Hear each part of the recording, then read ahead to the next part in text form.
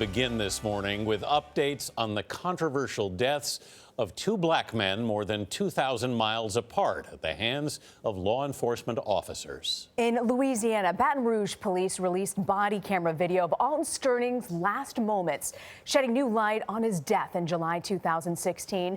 And in Sacramento, the family of Stephon Clark released the results of a private autopsy Friday, nearly 2 weeks after his death. They say that it showed the unarmed 22-year-old was shot 8 times, 7 of the bullets hitting him from behind. That prompted a 4th straight night of protests in Sacramento, and more planned for today. We start with John Blackstone in Sacramento.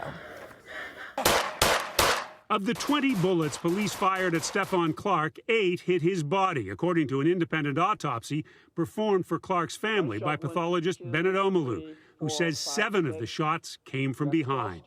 Each and every one of the wounds independently possessed a fatal capacity.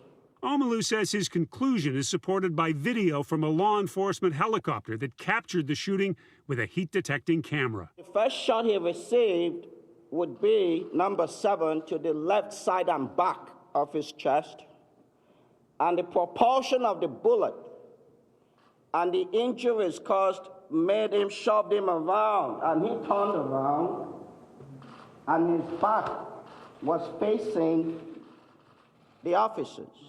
The same video, viewed by others, can seem to suggest that Clark was moving toward the officers. The day after the shooting, the police department said in a statement the suspect turned and advanced toward the officers while holding an object which was extended in front of him. The officers believed the suspect was pointing a firearm at them. In a city where tension over the killing has been rising for almost 2 weeks now, the independent autopsy is certain to fuel more anger and present yet another challenge for Sacramento's first African-American police chief, Daniel Hahn, less than a year on the job. This is a huge test for you.